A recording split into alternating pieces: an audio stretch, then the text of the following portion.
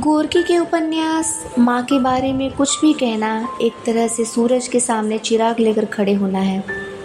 आज तक जिन उपन्यासों को दुनिया भर में अधिक पढ़ा गया है, उनमें इस उपन्यास का स्थान भी आता है और इसमें शक नहीं कि यह उपन्यास पिछली एक सदी में अनेक पीढ़ियों की राजनीतिक सोच और कर्म को प्रभावित कर चुका है और आगे भी करता रहेगा।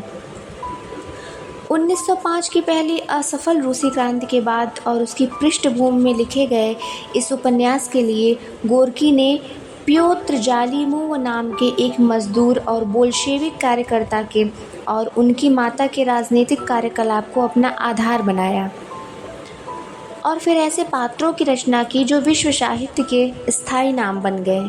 विशेष रूप से पेलागिया एक ऐसी मजदूर वर्गीय स्त्री का प्रतिरूप है जो अपने शराबी पति के हाथों उत्पीड़ित होती रहती है, लेकिन कुछ कहने की हिम्मत नहीं कर पाती। उसे फिर ऐसा ही भय पूरे समाज से लगने लगता है जो आरंभ में अपने बेटे को भी लेकर शंकित है कि आखिर माजरा क्या है। उसका बेटा मजदूरों की तरह शराबी और जुआरी नहीं है जो उसे इधर उधर के कामों में पड़ने से रोकने की कोशिश करती है, पर आखिर स्वयं में भी उसी रास्ते पर चल पड़ती है जो उसके बेटे पावेल ने अपने लिए चुना था। 1905 की रूसी क्रांति भले ही असफल रही हो, पर उसने बहुतों की आंखें खोली और इस उपन्यास के जो प्रमुख पात्र है माँ पेलागिया इनमें से एक थी।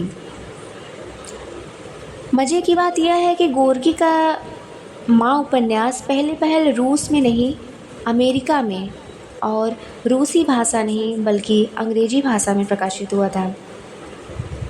आइए संक्षेप में जानते हैं गोर्की द्वारा लिखी गई कालजयी रचना माँ की कथा वस्तु।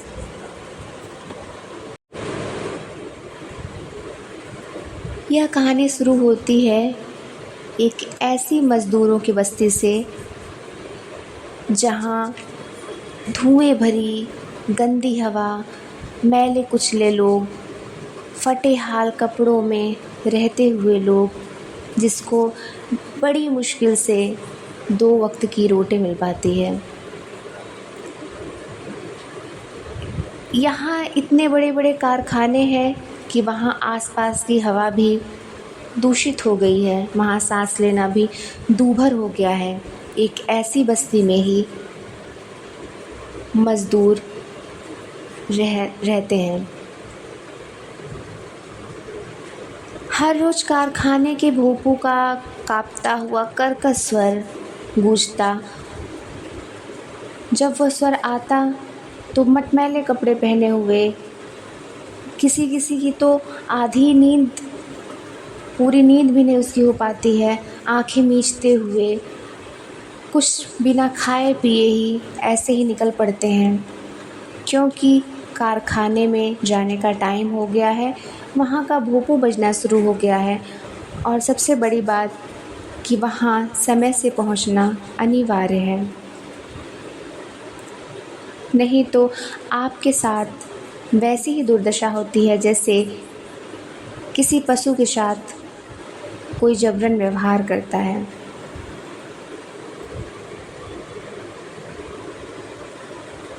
शाम को जब डूबते हुए सूरज का थका थका अक्स घरों की खिड़कियों में दिखाई देता है तो ऐसा लगता है कि कारखाना इन लोगों को अपने पत्थर के पेट से बाहर उगल रहा है, मानो वे साफ की गई धातु के बचे हुए कचरे हों। फिर वे चल पड़ते थे अपने घर की तरफ, वही गंदे काले धूल भसे लिपटे हुए अपने चेहरे को लिए हुए।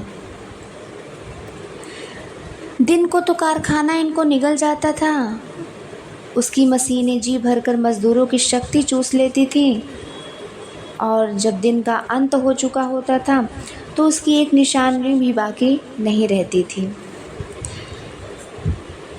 ऐसे ही मज़दूर बस्ती में मिखाइल ब्लासोव नाम का एक आदमी रोज़मर्रा की ऐसी ही ज़िंदगी जी रहा था। वह रोज़ कारखाने जाता, दिन भर कारखाने में काम करता, शाम को थक हार कर जब वापस आता घर तो वो अपनी पत्नी को मारता था, पीटता था क्योंकि उसके दिमाग में इतनी सारी कुंठाएँ, इतना फ्रस्ट्रेशन और इतना गुस्सा भरा हुआ था कि जो कोई भी उसके आसपास अगल-बगल से गुज़रता, वो बोलता, कुतिया के बच्चे, यहाँ आ, तुझे हिम्मत है तुझ में, तू मुझसे लड़ाई कर, तू मेरा सामना कर। कुतिया के बच्चे, यह उसका तकिया कलाम शब्द बन गया था। वह रोज़ अपनी बीवी को मारता था, पीटता था। उसका एक बेटा था, उसका नाम था पावेल। पावेल 14 बरस का बेटा था। जब एक दिन पावेल के पिता मिखाइल ब्लासोव उसकी माँ पेलागिया, जिसका नाम था, उसको मार रहे थे, उसके बाल खींचने की कोशिश की, तो पावेल एक हथौड़ा लेके उठ के खड़ा हुआ, कहा, सावधान, तुम मेरी माँ को नहीं मार सकते, तुम मेरी माँ को हाथ मत लगाना। पिता ने पूछा, क्या कहा? तो पावेल ने बोला कि बस बहुत हुआ, मैं रोज़ रोज़ यही देख रहा हूँ कि पहले ये काम दादाजी करते थे दादी के साथ, फिर पिता आप कर रहे हैं माँ के साथ, अब मैं और बर्दाश्त नहीं करूँगा। और इतना ही कहकर उसने अपने हाथ में एक हथौड़ा तान लिया। बाप ने उसे एक बार घूर कर देखा और बालों से ढके हाथ पीठ के पीछे छिपा लिए। उसने अपनी बीवी से कहा कि तुम अब से मुझसे कभी भी पैसे मत मांगना, तेरा पेट, ये तेरा जो बेटा है पावेल, वही पालेगा। तो उसकी माँ कहती है कि और तुम अपनी सारी कमाई शराब में उड़ाओगे? तो उसने कहा कि तुझे इससे क्या मतलब है कुतिया के बच्चे, मैं कोई रखेल रख लूँगा। रखेल तो उसने रखा नहीं और लगभग 2 वर्ष तक, अपने मरने के दिन तक, बेटे की ओर कभी भी ध्यान नहीं दिया। उसके पास एक कुत्ता था, उसी की तरह ही था, वो भी डील डॉल, झबरेरा। वह हर सुबह कारखाने उसके साथ जाता था और शाम को फाटक पर कारखाने के बाहर जो फाटक था उस पर उसकी राह देखता था। जब वो आ जाता था तो साथ साथ दोनों शराब पीते थे। वो जहाँ कहीं भी मिखाइल ब्लासोव जाता था, कुत्ता भी उसके पीछे पीछे दुम हिलाता हुआ चला जाता था। तो एक दिन उसके जो मिखाइल ब्लासोव है, उसकी मृत्यु हार्निया के कारण हो गई। वह 5 दिन तक बिस्तर पर तड़पता रहा। उसका चेहरा बहुत काला पड़ गया था, आंखें बंद रहती और अपने दांत पीसता रहता था। अपनी बीवी से कहता था कि थोड़ा सा संखिया दे दे, जहर ला दे। डॉक्टर ने कहा था कि मिखाइल का ऑपरेशन बहुत ज़रूरी है। तो उसकी माँ इसके लिए तैयार भी हो गई थी, लेकिन उसने कहा कि मैं ऑपरेशन नहीं कराऊंगा, क्योंकि अगर मैं अच्छा हो गया तो तेरी ही शामत आएगी। और फिर एक सवेरे उसकी मौत हुई, तब जब कारखाने का भोपू उसी स्वर से आवाज़ कर रहा था। उसकी बीवी थोड़ा सा रोई, पर पावेल जो उसका बेटा था बिल्कुल भी नहीं रोया।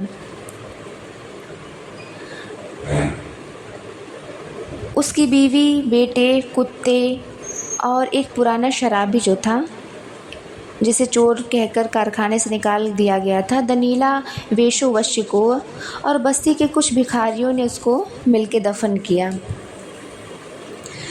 कुछ लोग तो ताबूत को दफन करके चले गए, पर कुत्ता वहीं ताजी खुदी मिट्टी पर चुपचाप बैठा कब्र को सूंघता रहा और कुछ दिन बाद किसी ने उसे भी मार डाला। पिता के मरने के 2 हफ्ते बाद पावेल ब्लासोव जो है, एक रविवार को नशे में चूर घर वापस आया। लड़खड़ाता हुआ घर में घुसा, अपने बाप की तरह जोर से मेज पर मुक्का मारा और माँ से चीख कर बोला कि खाना ले आओ। माँ तो बेटे के पास आकर बैठ गई, उसके गले में बाहें डाल दी और फिर उसका सीना उसे अपने सीने से लगा लिया। उसने माँ को दूर हटाते हुए चिल्लाकर कहा, ला माँ, जल्दी कर। अब तो मैं तंबाकू के दम भी लगाऊंगा, मुझे पिताजी का पाइप पिला दें। पहले दिन उसने शराब पी थी,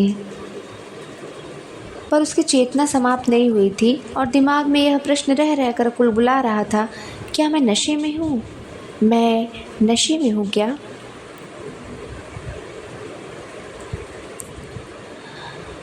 पावेल को मतली आने लगी।